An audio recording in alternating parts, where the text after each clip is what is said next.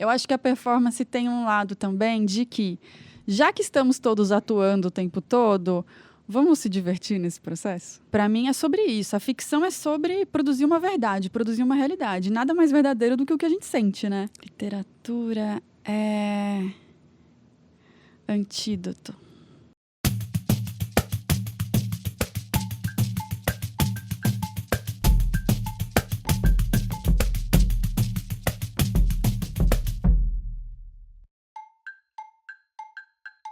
Oi, eu sou Renata Ferreira e esse é o Capítulo à Parte, o videocast literário da Estante Virtual. Por aqui a gente vai prosear sobre o universo do livro, cultura e afins. Vou receber escritores, influenciadores literários e pessoas apaixonadas pela literatura. Se você, assim como a gente, ama esse universo, nos acompanhe por aqui e também nas redes sociais da Estante Virtual. Neste episódio do Capítulo à Parte, eu recebo Carol Rodrigues, escritora, roteirista e também professora. Seu livro de estreia, Sem Vista para o Mar, ganhou o Prêmio Jabuti de Literatura. É um prazer recebê-la, Carol. Prazer é meu, Renata. Obrigada pelo convite. Que bom. Vamos começar nossa prosa falando um pouquinho sobre a sua formação como leitora, suas memórias literárias, passando pela via do afeto mesmo. Uhum. Quais foram os livros que você leu e que ficaram na sua memória da infância, afetivamente? Olha, da infância, eu lembro muito de ter adorado Robin Hood. Eu lembro de achar muito ousada a ideia de roubar dos ricos e dar para os pobres. E é um livro muito maluco, né? São pessoas muito ousadas e felizes e fazem assaltos e fazem uma balada na floresta.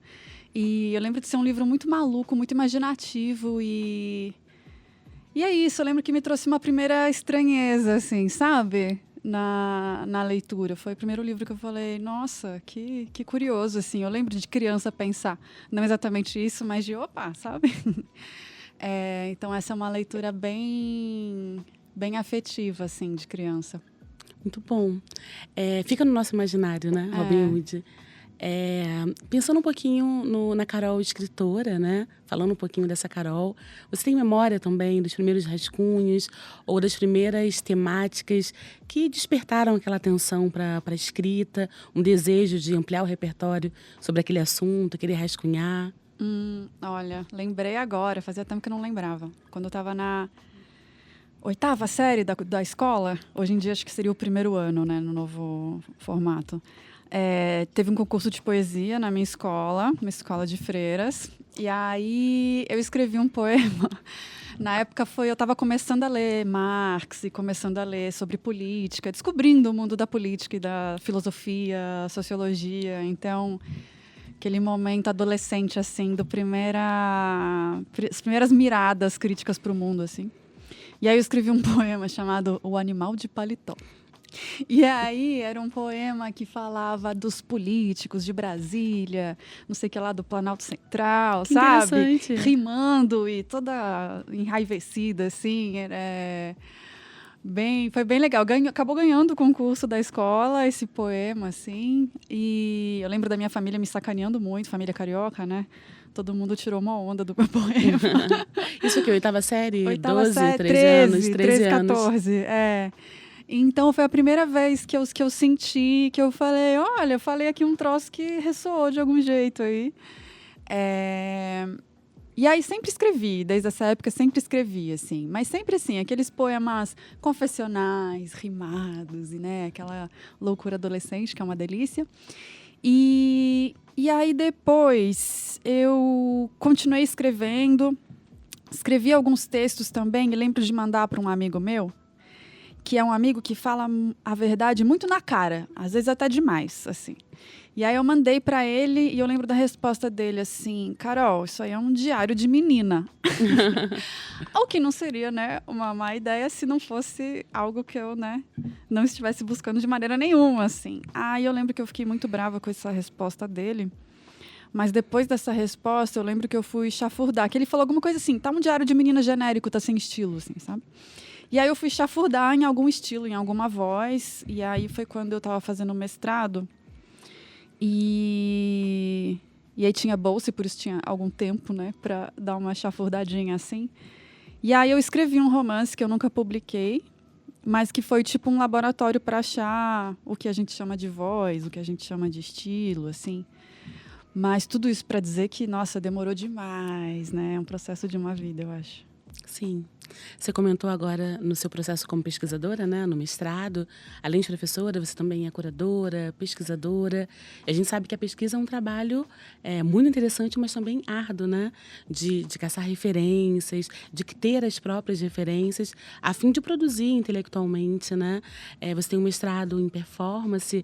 Queria que você falasse um pouquinho das suas referências em meio não só ao mestrado, mas sua vida acadêmica e como elas se conectam um pouquinho com os seus modos de construção. Uhum. O mestrado eu fiz faz bastante tempo já, né? Foi 2010, 2011. E como você falou, é complicado, né? É um volume de leitura que exige muito. O rigor acadêmico, super concordo, acho que tem que ser científico e preciso mesmo. Mas realmente fica pesado, fica puxado. Então, só agora que eu tô tendo vontade de fazer doutorado. Quase 15 anos depois, né? Esse ano eu vou prestar, enfim, já estou com um projeto mais claro na cabeça. Mas demorou esse tempo todo para eu querer voltar para academia. Foi levemente traumático, assim. Mas foi muito interessante também. Eu estudei... Bom, esse mestrado foi muito legal porque a teoria da performance, ela junta estudos de teatro com estudos de sociologia e antropologia, né? Parte daquela frase do Shakespeare que o mundo é um palco e somos todos meros atores, né? A gente está performando o tempo inteiro, enfim. E aí é uma ciência que dá uma sistematizada nesse clichê aí da humanidade. E aí eu fui estudar artistas da performance latino-americanos e conheci muita gente muito interessante, assim. Uma artista que é uma das minhas preferidas desde sempre, continuo acompanhando o trabalho, é a Regina José Galindo, ela é da Guatemala. E ela faz uns trabalhos muito absurdos, assim, de ousados, né? No sentido de, literalmente, esfacelar qualquer fronteira entre arte e vida. Por exemplo, ela fez uma das performances dela foi fornecer um curso avançado para um grupo de pessoas que estavam a caminho de fazer a travessia da fronteira México-Estados Unidos, né, de maneira ilegal. Ela deu um curso de sobrevivência para esse grupo, tipo assim, vocês vão saber fazer fogueira, lidar com picada de cobra, tiro, enfim. Ela deu uma munição tática para esse grupo atravessar a fronteira dos Estados Unidos. E a documentação desse curso vai para museu, vai para a Bienal de Veneza, tudo isso. E é isso, ela tem várias performances nesse sentido, assim, sabe? Então, esse mestrado foi muito interessante para não esquecer que arte e vida fazem parte da mesma moeda, assim, né? Nunca esquecer isso, assim. Então, isso foi muito bacana.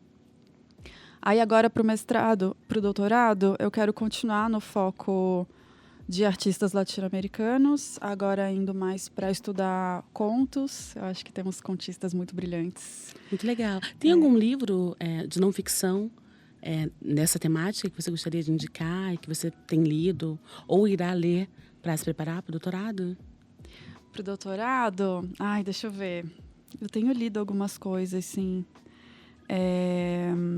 Eu acho que de análise... Está até na lista da prova da USP, né? O Mimesis, do Eric Auerbach, acho que é assim que fala. Não sei como é que não vou saber. Nome. Esse livro é um super clássico da teoria. Mas está sempre nas bibliografias. Está sempre nas bibliografias, é um clássico da teoria literária. Confesso que eu tinha um pouco de preconceito com teoria literária, porque eu sou da prática, enfim, achavam que eram universos muito distantes. Mas fui pegar esse livro para ler e falei, gente, que delícia, que delícia, que delícia.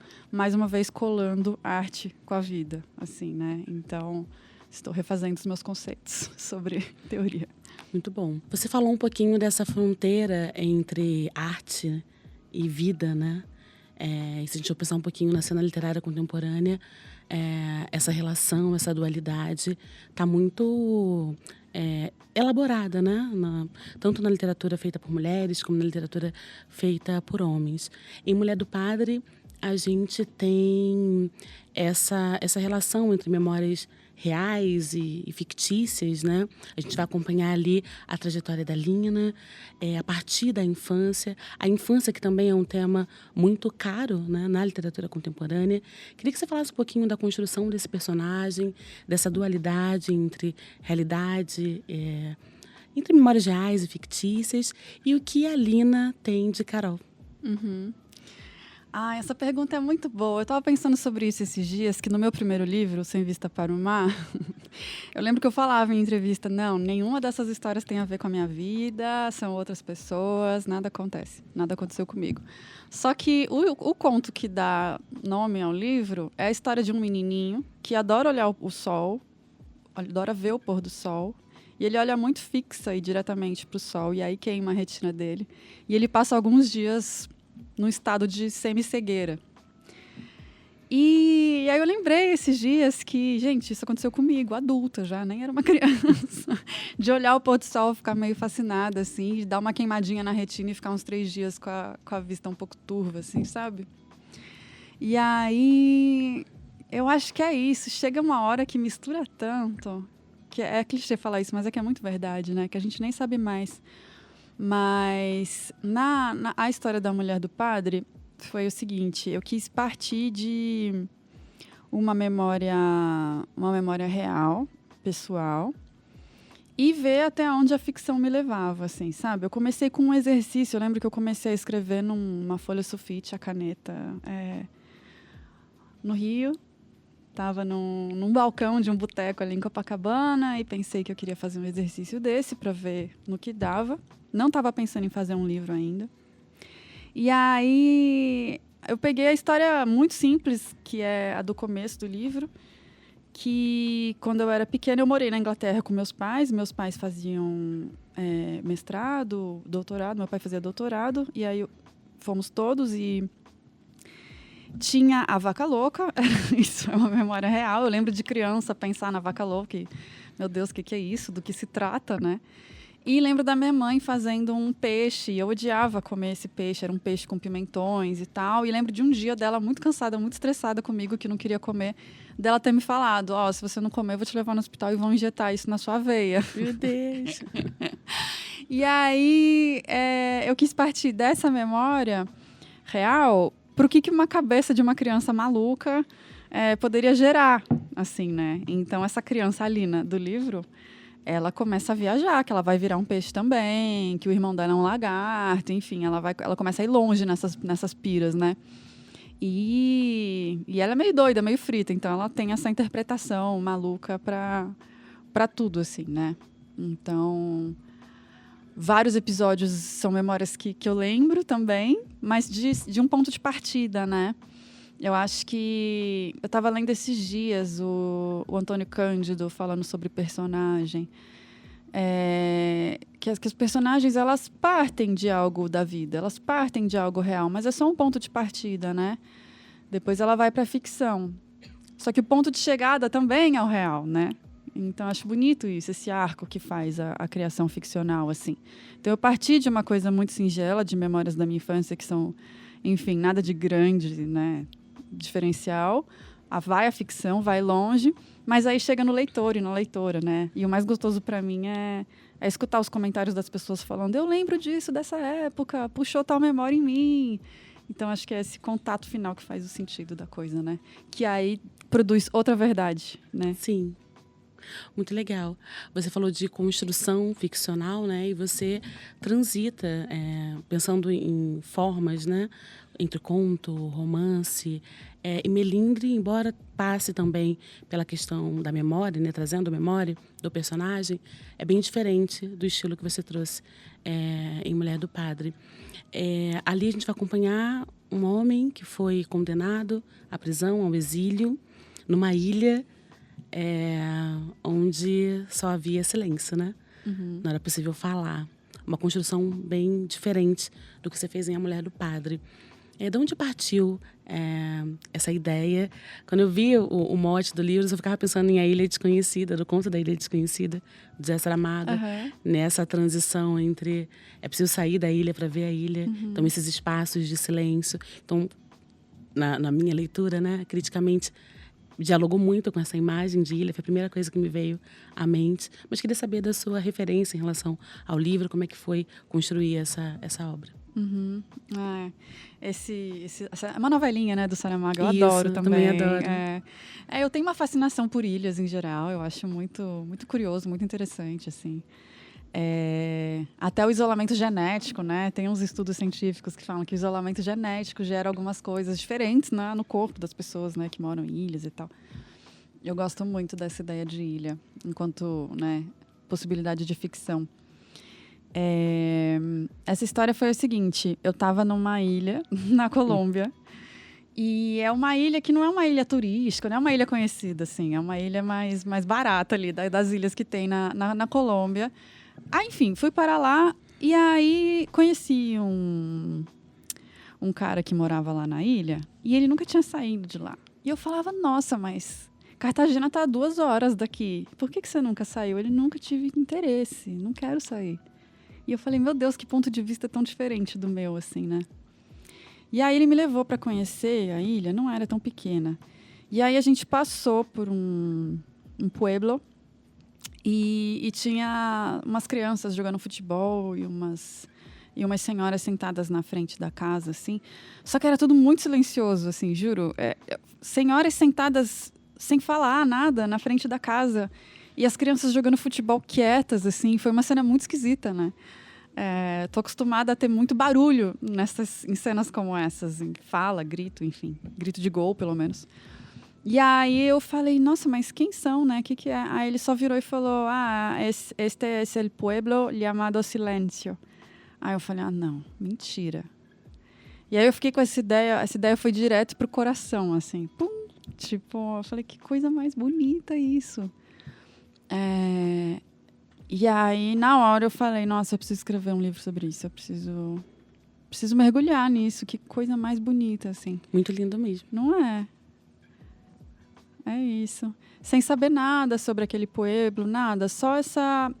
Eu já vi em algum livro teórico falando que a ficção ela é feita desse olharzinho numa fresta da janela, numa fresta da porta, né? Você não está realmente inteirado de uma situação, às vezes, mas ela te inspira alguma coisa. Você pega aquilo e já vai para outro lugar. São as rachaduras, né? As rachaduras. O que você consegue ver. Uhum. O que você consegue alcançar também com o seu repertório. Com o que é possível, O que é possível alcançar. Exato. Muito interessante.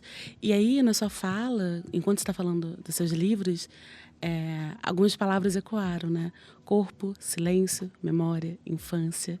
E a gente fica pensando também muito numa performance disso, né? O silêncio, o próprio silêncio, né? É possível performar com ele. E a sua experiência, né? Enquanto estudante, mestra em performance, como isso impacta na sua literatura? Nos modos hoje, desses que já estão escritos, ou nos seus próximos exercícios, né? Para os próximos livros? Uhum. Eu acho que a ideia de performance durante o mestrado foi muito legal, porque era um programa que eu acho que nem tem mais, mas era um programa Erasmus, que era uma experimentação ali. E a gente fez vários workshops. E alguns eram sobre performance por foto. Então, você constrói uma imagem com seu corpo, faz a foto. Outros eram performance de atuar no espaço público. E aí... outros, a gente fez um workshop também que foi muito bacana, que era sobre Teatro do Oprimido, do Augusto Boal. Muito legal. Que é surreal como ele é conhecido, praticado mundo afora. E eu lembro que eu não sabia muito sobre isso, não sabia, acho que nada, quando eu cheguei no mestrado. E cheguei lá e falei, não, todo mundo pratica Teatro do Oprimido no mundo inteiro, é muito mundialmente conhecido, né? Eu fiquei bem orgulhosa e surpresa também da minha própria ignorância, assim, de não saber. Tudo isso para dizer que o corpo está falando o tempo todo, o texto está falando o tempo todo, né? Mesmo parado numa performance de foto, o corpo está respirando, está dizendo alguma coisa de outros jeitos, assim. Eu acho que isso me deixou muito preocupada com a forma, com a linguagem, assim, né? O que a forma está dizendo? O que cada vírgula está dizendo? Eu acho que teve essa influência. E também, num sentido mais pragmático, eu amo performar, talvez, ler em voz alta, não sei. Performar. Os meus textos ou qualquer outro texto, assim. É uma coisa que eu adoro fazer. Eu acho que eu queria fazer mais até, mas, enfim, não sei por que eu não faço mais, mas eu amo. 1 ano e meio atrás, eu participei de um evento da Gianni Calegari, que ela faz um evento muito maravilhoso, Ruído Manifesto. É isso? Não.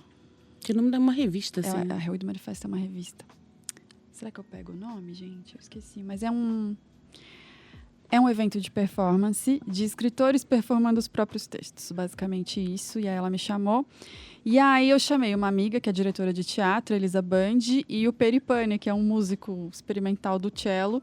E a gente fez uma performance de um poema longo que eu tinha escrito, que é inédito ainda. E a Elisa, ela é diretora incrível, sem fim na criação, assim. Aí ela, e se a gente usar peruca? Aí todo mundo de peruca. E se a gente usar a mesma roupa? Aí todo mundo de vestido, todo mundo de peruca. Tipo, foi ganhando uma dimensão meio maluca o negócio, assim. E eu senti tanta alegria naquilo, sabe? Eu acho que a performance tem um lado também de que, já que estamos todos atuando o tempo todo, vamos se divertir nesse processo, sabe? Eu acho que é uma coisa que eu tento fazer, assim. Muito interessante. Ler em voz alta é muito bom, né? Muito. Um poema, por exemplo. Sentir sua respiração, o ritmo. E falando em ritmo, né? As prosas contemporâneas, pelo menos na minha leitura, elas têm trazido muita poesia. Não no sentido da forma, né? Mas no sentido do ritmo. Você falou muito de forma, de performance. Se a gente for pensar um pouquinho na cena contemporânea, né?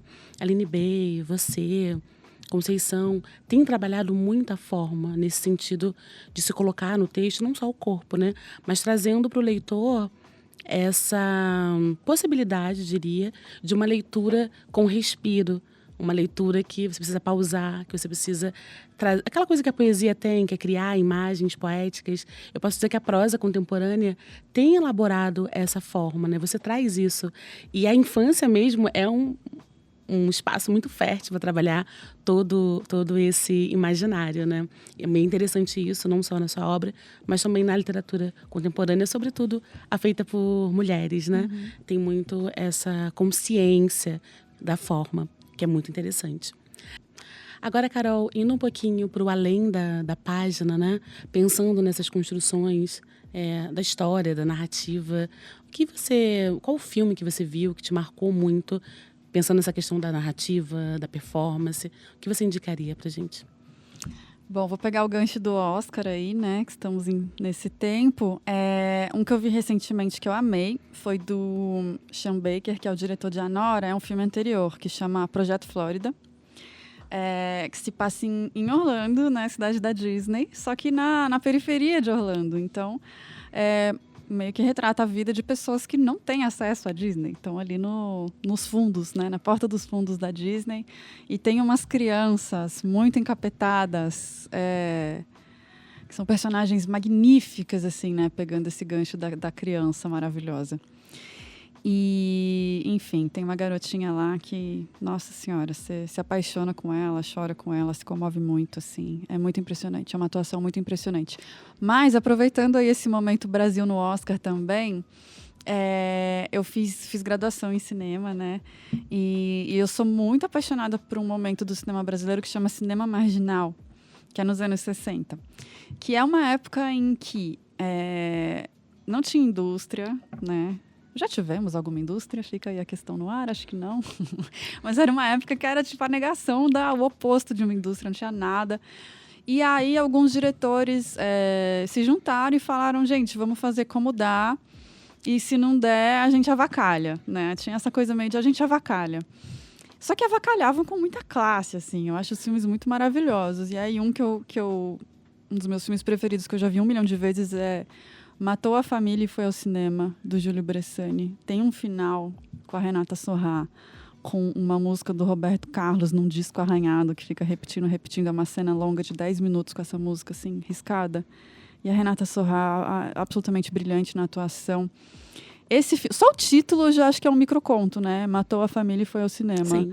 O filme, gente, é uma loucura, é muito maravilhoso. Então, para quem tá feliz aí com o cinema brasileiro no Oscar, tem muito mais pra ver. Sim. E revisitar também essa época para ler, né? Década de 60, 70. Você falou aí, usou o termo marginal, tem a poesia marginal nessa Total. época. Muitos nomes incríveis, né? A serem lidos. Ana Cristina César, Chacal, Leminski, todos maravilhosos, né? Arrasou, sim. Dialogando com temáticas muito livres, né? Um texto muito livre, muito performático, né? Se a gente for pensar em Leminski, em Chacal, o corpo e a performance tá no texto e também tá, né? Porque eles levam esse texto, poesia lida, né? A poesia marginal é bem elaborada nesse sentido. Então, essa dica foi ótima e casa muito também com a literatura da época, que é muito interessante, né? Super. Carol, eu ainda tenho algumas perguntas para o lado mais da escrita, né? Da produção. Você também é professora, já atuou também ministrando cursos de escrita. Queria que você desse uma dica para quem está começando a escrever, nessa relação da importância da pesquisa, né? Porque a literatura é muito legal e a gente pode ter inspirações, mas também tem um trabalho de elaborar uma pesquisa, de estudar, né?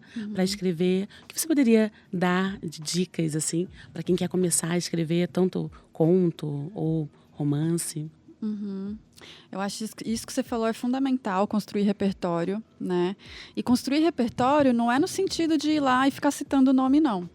Até porque eu mesma nem tenho memória para fazer isso. Então, não é essa a finalidade.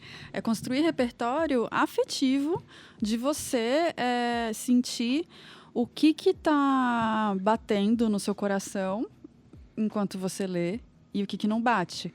É isso que vai ser a sua munição na hora de escrever, eu acho, né? Tendo a achar. Então, eu acho que é estar muito atento às suas próprias reações afetivas de sensação. O que te afetivo no sentido de o que te afeta, Sim. né? Eu estava, por exemplo, esse fim de semana eu dei uma oficina que a gente leu o conto Angústia, do Chekhov, que é a história de um cocheiro que está trabalhando na neve em São Petersburgo, aquele frio, e ele está muito encolhido no cavalinho dele e tal, e aí entra um passageiro e tal, e aí ele começa a falar: então, eu perdi meu filho semana passada. E o passageiro tá só com pressa querendo chegar. Ah, tá bom, desculpa, legal. Que bom que chegou. Aí depois entram jovens e ele fala: então, eu perdi meu filho. E aí esses jovens também não querem ouvir nada, ficam sacaneando ele, enfim. O conto vai produzindo uma solidão, um desamparo tão grande, assim. Ele é tão genialmente construído, né? O Chekhov é muito preciso, né? Nada sobra. Mas o que fica no final do conto é o que está no seu estômago, enquanto leitor, enquanto leitora, né? Eu acho que, para mim, é sobre isso. A ficção é sobre produzir uma verdade, produzir uma realidade. Nada mais verdadeiro do que o que a gente sente, né? Sim. Acho eu. Então, tá atento às nossas sensações enquanto a gente está lendo, enquanto a gente está vendo o filme. O que está batendo, né? O que está pulsando de vida? O que está respirando? Então, acho que o repertório é nesse sentido. E o que eu falo em toda oficina que eu dou, assim, eu falo: gente, eu tenho uma única regra que eu acho da criação em geral, que é não julgar. Eu acho que o julgamento, ele mata a sua leitura, ele mata a sua escrita, mata a sua experiência. Eu falei, e não julguem os exercícios que eu passar. Se você julga o que eu estou te passando, como é que você vai fazer? Não julga o seu texto, não julga o do colega, né? Eu acho que comentar criticamente é diferente de julgar, né? Então, é isso. Eu falo isso no começo de todo o curso. Não julgar, se abre o coração, né? Eu acho que tá aberto, tá vulnerável é o passo zerinho aí pra gente criar coisas. Muito legal isso da vulnerabilidade, né? Tanto para a escrita quanto para a leitura, estar aberto a receber o texto. Achei interessante essa parte que você falou, porque tem a questão de julgar o outro, mas tem a questão de julgar o próprio texto. As pessoas Que é o pior. Que é o pior. Porque a pessoa até escreve, eu tô falando isso porque eu me senti agora afetada por isso. Você escreve, muito ruim. Aí você apaga aquilo tudo e joga fora. Uhum. E a gente vai perdendo esse corpo que foi ali, né, colocado. Dá um tempo pro texto, né? Isso que eu ia falar. Dá um tempo pro texto. Dá um e depois tempinho, volta. Que vai dar certo no final. Vai. É isso realmente. Se você se dedicar todos os dias, ou sempre que der, mas com alguma constância, né? Voltar pro texto, uma hora ele vai respirar, assim. Uma hora flui. Eu amei conversar com você, Carol. Vamos ao nosso ping-pong? Bora. Um clássico da literatura nacional. Vidas Secas. Um clássico da literatura estrangeira. Moby Dick. Um livro que você gostaria de ter escrito? Ai, tantos. Eu tenho tanta inveja literária. Tá melhorando agora, que eu sinto que eu tô ficando mais velha. Tô sentindo menos, assim. Mas eu tenho muita inveja literária dos primeiros livros da Miranda July. O Primeiro Homem Mau, que é um romance que ela escreveu completamente maluco, assim. Você não espera que aquelas coisas vão acontecer. E eu acho que é uma liberdade criativa bem grande. Performer também, né? Tem essa coisa aí. Mas tem muitas, assim. Eu acho que é isso. Os primeiros da Miranda July. Contos do Raymond Carver. Eu queria ter escrito alguns com aquela profundidade de chegar num humano, assim. Ai, são muitos. São muitos, né? É difícil Ai, isso. é horrível essa pergunta. Um personagem inesquecível. Acho que Macabeia. Perfeita. Ela é perfeita. Um livro que você gostaria de esquecer para ler como se fosse a primeira vez? Ai, todos do Cortázar. Literatura é? Literatura é antídoto. Muito bom. Muito bom, Carol. Amei falar com você. É antídoto, é remédio e pode salvar, né? Acho que sim. Não necessariamente numa medida utópica, mas pode nos salvar Acho também. que sim. Adorei, Renata. Adorei, Carol. Obrigada. Chega ao fim mais um episódio do Capítulo à Parte. Para mais conteúdos como esse, nos acompanhe nas redes sociais da Estante Virtual. A Estante Virtual tem como objetivo democratizar e incentivar a leitura. Lembre-se que livro novo é aquele que você ainda não leu.